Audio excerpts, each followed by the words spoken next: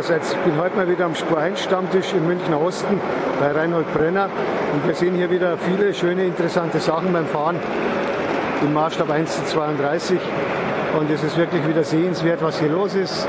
Ungefähr 40 Leute sind gekommen, viele haben ihre eigenen Modelle mitgebracht. Hier sehen wir zum Beispiel einen gläsernen Zug und jetzt kommt gleich die Ludmilla in einer gealterten Version. Das ist ein KISS-Modell, das von Hand gealtert wurde, sehr aufwendig.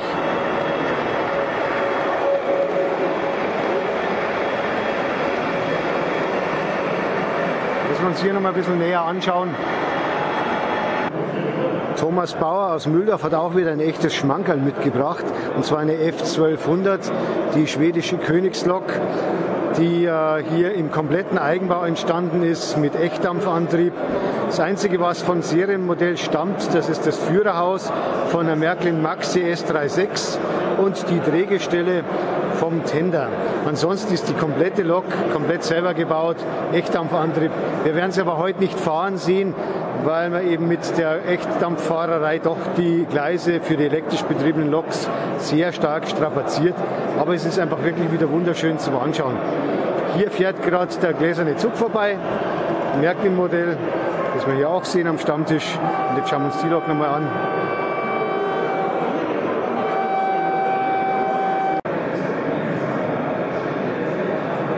Janik Bockholt hat nochmal von seinem Vater eine E71 mitgebracht, die in einer ganz kleinen Serie gebaut wurde, in unter 25 Exemplaren, die auch hier nochmal eine tolle Runde dreht.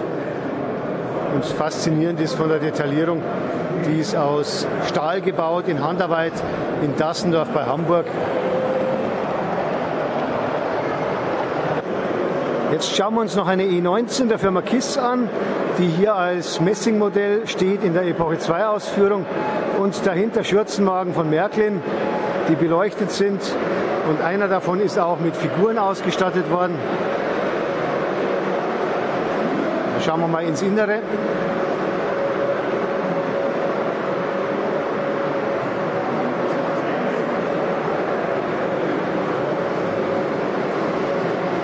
Und hier kommt wieder die E03 vorbei, oder die 103 in dem Falle.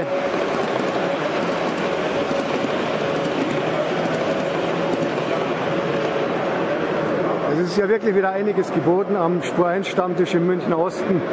Und alle, die hier dabei sind, haben sichtlich Spaß und schauen sich die Modelle an und sind ganz begeistert. Ich ebenfalls. Hier sehen wir jetzt noch von Wolfgang Schubert einen elektrifizierten, beleuchteten Magirus von Hübner, der hier mit Blinkern ausgestattet wurde und mit Front- und Heckbeleuchtung und natürlich auch mit Heckblinkern. Warnblinkanlage ist jetzt aktiviert.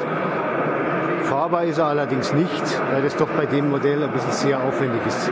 Aber trotzdem recht schön geworden. Hier sehen wir jetzt den gläsernen Zug ET91 von Märklin in einer Epoche 3 Ausführung.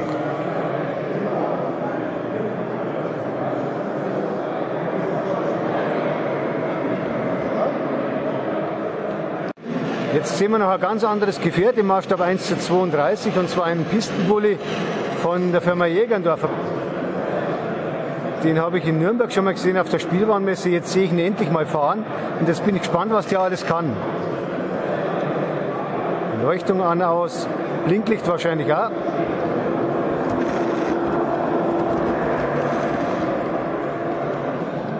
Das ist der Rasenmäher hinten, oder was ist das hinten? Ah, drehen kann er im Stand. Hey. Ja, auch ein faszinierendes Modell, und gesteuert wird das hier mit einer Handfernsteuerung auf 2,4 GHz, glaube ich. Ja. Da haben wir alles im Griff.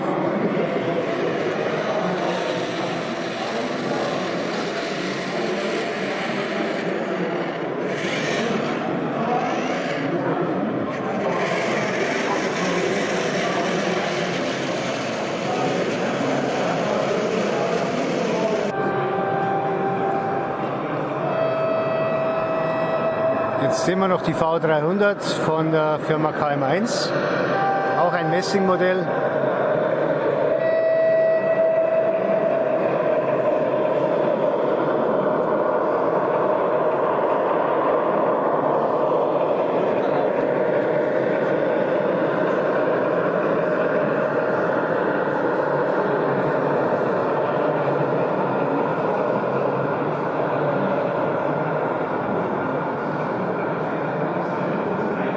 Jetzt gibt es noch als echtes Highlight eine komplette Eigenbaulokomotive von Dr. Süß-Burkhardt aus München.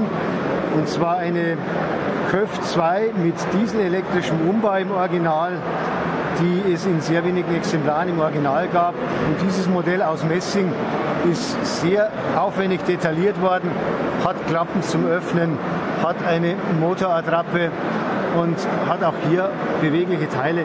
Das ist also wirklich extrem aufwendig gemacht und da stecken hunderte Stunden Arbeit drin. Kann man sich vorstellen, wie lange man da arbeitet, bis man sowas aus Messing macht. Das muss man schauen, hier kann man auch aufklappen. Genau.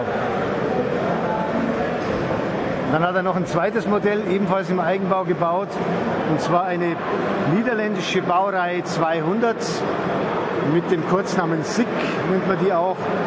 Und die ist auch sehr aufwendig und ein Einzelstück, ein absolutes Unikat im Maßstab 1:32. Auch hier kann man im Motorraum reinschauen. Auch hier kann man die Klappen zumachen. Ich mache es jetzt hier mal zu.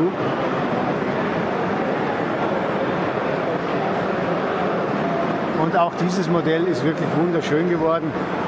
Und schön, dass die hier auf dem Stammtisch mal zu sehen sind, dass die der Dr. Süß-Burkhardt aus München mitgebracht hat, damit wir sie mal anschauen können. Die eine eben lackiert, die andere ist noch unlackiert.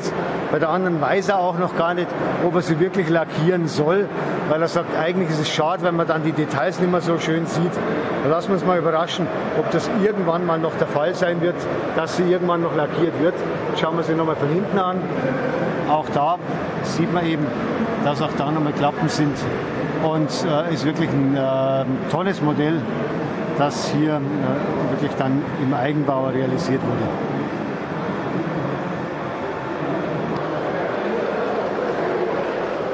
So, das war's vom Splein-Stammtisch im Münchner Osten. Jetzt ist Essenspause angesagt. Reinhold Brenner ist wieder losgefahren und hat Pizzen besorgt für uns, die wir vorher vorbestellt haben. Das ist immer ein toller Service vom Reinhold. Er kümmert sich eben um uns. Und das hat wieder sehr Spaß gemacht hier beim Splein-Stammtisch. Und ich hoffe, auch Ihnen hat es Spaß gemacht beim Zuschauen. Und ich würde mich freuen, wenn Sie mal wieder zuschauen in meinem YouTube-Kanal.